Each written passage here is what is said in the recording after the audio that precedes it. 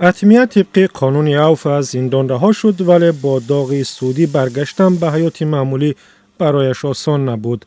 در جامعه تاجیکستان مناسبت با زندانی های سابق احتیاطکارانه است و با آنها با شبهه نگاه میکنند. از این رو بسیاری از زنان سابق زندانی میکوشند در محبس بودنشان پنهان ماند.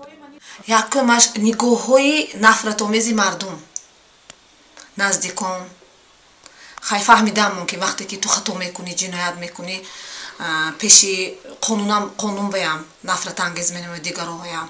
اتمیه 3 ماه پیش با جلب 10,000 سامانی که آن وقت معادل قریب $1,500 بود کارخانه دوزندگی را برای زنان سابق محبوس تأسیس داد. میگوید تشکیل این گونه کارخانه آرزوی همیشگیش بود. مقصد اساسی من این زنهایی که از محبس خانه میبرن و جای کاری ندارن عذاب میکشند. مثل ناامید میشد، مثل چقدر آدم زنها وقتی که میبرن ناامید میشن، زیق میشن، تو کار قبول نمیکنن دیگه اونجا هم به کار که تامین کردن هم هنر آموزاندن.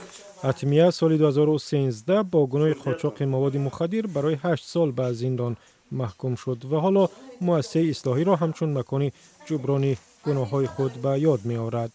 من شکر خداوند که خداوند آهمو شنید، دعامو شنید.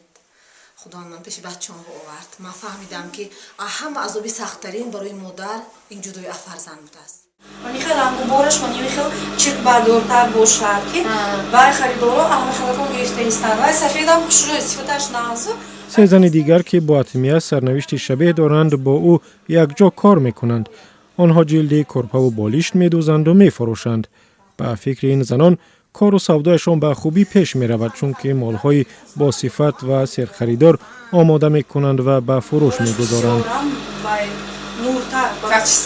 صفتش بلندترش صفتش نازنوی просто رنگ و بارش بود دیگر خیلی اساسیمنت بسیار کدام یک چیزی اساسی میگم من مکمل میگم که محبت هر یک محبت نقض دیدن دوست داشتن بخشیدن آدم تربیه میکنه جزا دادن که آدم تربیه کرده نمیشه. تو خدای من هستی هر سحر تو رو خواهم پرستید خدایا